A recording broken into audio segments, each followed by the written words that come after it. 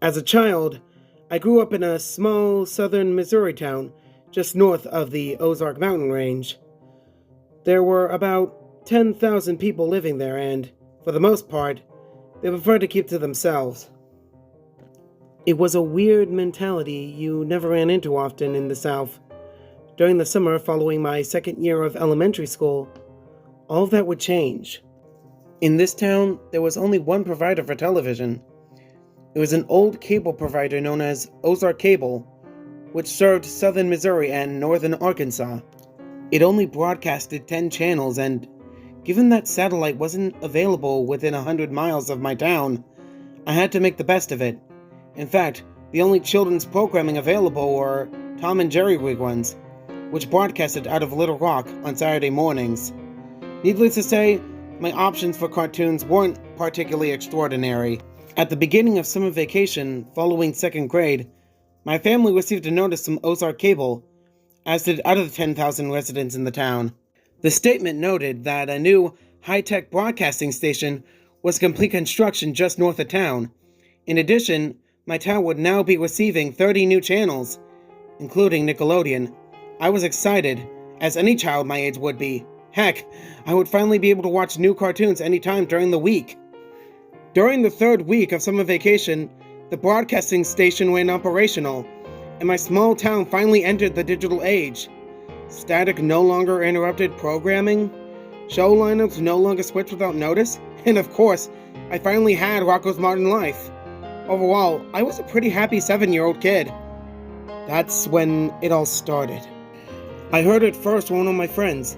Apparently his parents had been watching late-night entertainment around midnight or 1 in the morning, when sporadic interferences in the broadcast began to occur.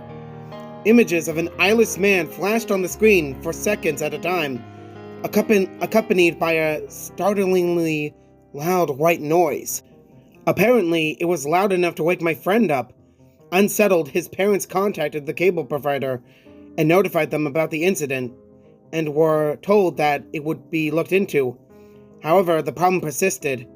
Eventually, it became so frequent and widespread throughout the town that my parents actually prohibited me from watching any television between midnight and dawn, not that I was interested in doing so anyways. Soon, no one watched any late-night television. There were rumors of television sporadically turning on and displaying the eyeless man, seeming to reach out towards the viewer, but they were just rumors. One Thursday morning, while my dad was at work, my mom needed to run into town and pick up a prescription from a local pharmacy. Normally, I was forced to accompany her on her daily expeditions into town, but after begging to stay home and watch the new episode of Ren and Stimpy, she surrendered and left to run her errands. After sneaking a few cookies, I sat in front of the TV and waited for the episode to begin. The episode began as usual with the catchy theme song and glimpses into the antics of the characters. Then, the picture went black. You can only imagine how enraged I was. I had been waiting all week for this new episode, only to have the channel go out. After parading around the TV room in a fit of childhood frustration, I sat in front of the television and waited for the broadcast to resume. A brief spark of static appeared on the screen, and I sat in eager anticipation for the episode to resume.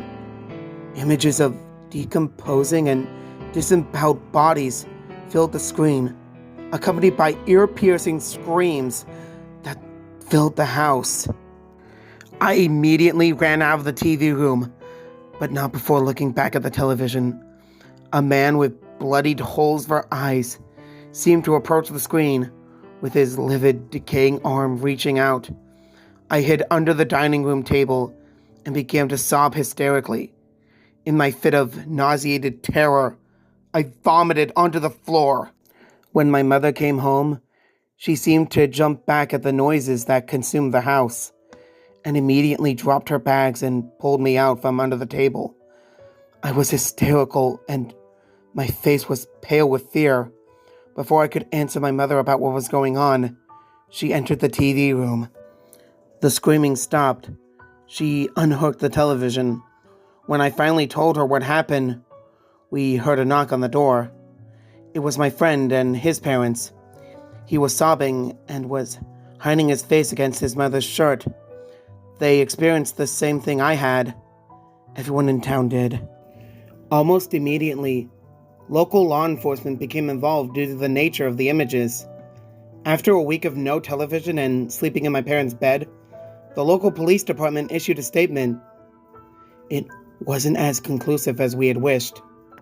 About 5 months before the original notice in regards to the new broadcasting center, Ozark Cable bought a piece of land that belonged to a long-abandoned sanitarium, an on-site burial ground. In addition to demolishing the decrepit building, over 200 bodies were exhumed and cremated without warrant to make room for the miles of underground cables. Ozark Cable was immediately fined, and its owner was prosecuted. After 3 months of legal battles, the cable company eventually shut down, with satellite television taking its place soon after. The source of the images remains unknown. It is also unknown how the broadcast even happened in the first place.